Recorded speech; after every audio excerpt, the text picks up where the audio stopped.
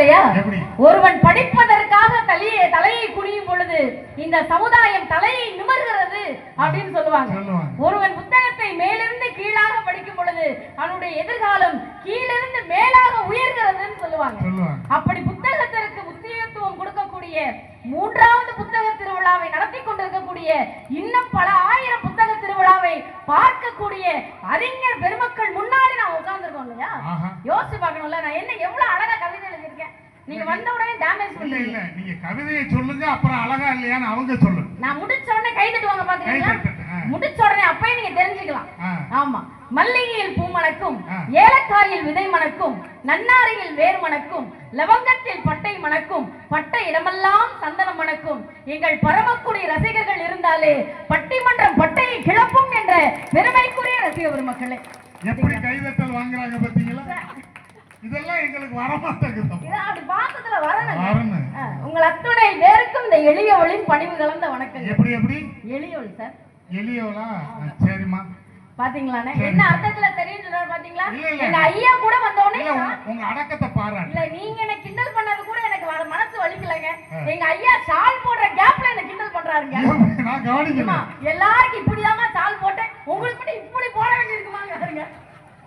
பாத்தீங்களா என் மனசு எவ்வளவு வலிச்சிருக்கு. ஒரு ரவுண்ட் வந்திருக்காரு அண்ணன். சரிங்க, ஒரு புக் வாங்கி கொடுங்க, மனசை அரிக்கிறோம். ஆனா இன்னொன்னு தெரியுமா, நீங்க சொன்னதுனால நான் சொல்லிடுறேன். எல்லாருக்கும் ஷால் செலக்ட் பண்ணவே இல்ல, உங்களுக்கு மட்டும் நீளமான ஷால் தேர்ந்தாங்க. சரி போதும், சும்மா வந்ததுல இருந்து. ஆனா நான் மனசார நான் கேட்டுக்கிறேன், இங்க இருக்கிற பெரியவங்க எல்லாத்தையும் நான் கேட்டுக்கிறேங்க. ஒரே ஒரு வேண்டுகோள் மட்டும் வச்சுட்டு நான் தலைப்புக்குள்ள போயிடுறேன். ஒரு சின்ன வேண்டுகோள் தான். நீங்க வந்து பட்டிமன்ற தலைப்பு என்ன வேணா போடுங்க, அந்த காலமா போடுங்க, இந்த காலமா போடுங்க, வளர்களா போடுங்க, தளர்கிறதா போடுங்க, மாமியாரா போடுங்க, மருமகளா போடுங்க, கணவனா போடுங்க, மனைவியா போடுங்க, மகனா போடுங்க, மகளா போடுங்க. தயவு செஞ்சு சேர கொஞ்சம் பெருசா போடுங்க. அவன் கஷ்டம் அவனுக்கு. வீட்டுல இருந்து பெஞ்சாங்க செஞ்சு கொண்டு வர்றது ஒரு ஓரமா இல்ல, 8 பேச்சு செஞ்சு போடுங்க அடுத்தது. ஆமா. ஆனா ஏன் தெரியுமா, நானு நீங்க மத்தவங்களுக்கு கை தட்டுறீங்களோ இல்லையோ, எனக்குலாம் நீங்க கை தட்டணும். ஏன்னா நான் எவ்வளவு பெரிய தடைகள் எல்லாம் தாண்டி வர்றேங்கிறத நான் சொன்னாதான் உங்களுக்கு தெரியும். சொல்லுங்கம்மா. ஆமா, நேத்து முந்தா நாள் கூட சார் மதுரையில ஒரு நிகழ்ச்சி முடிச்சிட்டுனே, அந்த நடுவர் நடுத்தெருல என்ன விட்டுட்டு போயிட்டாருங்க நைட் 2 மணிக்கு. யாரா ஏற்க என்ன போட்டு கொடுக்குறதுக்கா? நாளைக்கு டேட்டு கொடுத்துருக்காரு. 2 மணிக்கு விட்டுட்டு போயிட்டாருங்க. மனசு எவ்வளவு கஷ்டப்பட்டிருக்குங்க. பாக்குற திருமங்கலம் பஸ் நிக்குதுனே, அந்த பஸ்ல ஏறி பஸ் வேகமா போயிட்டு இருக்கு பாருங்க. நைட் 2 மணி அசந்து தூங்கிட்டேன். முழிச்சு பாக்குறேன் நைட் 3 மணி எங்க ஊர் பஸ் சாத்தூர் பஸ் நிக்குது. ஐயோ நம்ம ஊர் பஸ் சாத்தூர் பஸ்ல நிக்குன்னு இந்த பஸ்ல இருந்து வேகமா இறங்கி அந்த பஸ்ஸை பிடிக்கிறதுக்காக ஓடி போனேன் சார். ஓடுனீங்களா? ஏன்னா ஓட மாட்டேன் கேட்டம்மா. ஓடி என்னன்னு நீங்களும் சரிங்க. ஓடுனேன். நான் வந்து திருமங்கலம் பஸ் டிரைவருங்க.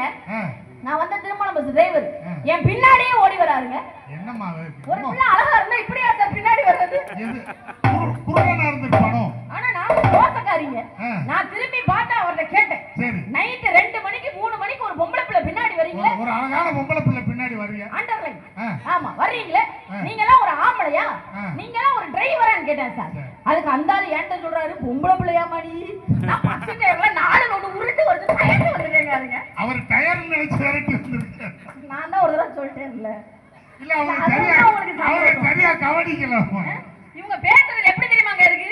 எங்க அண்ணன் பேசுறது எப்படி தெரியுமா இருக்கு?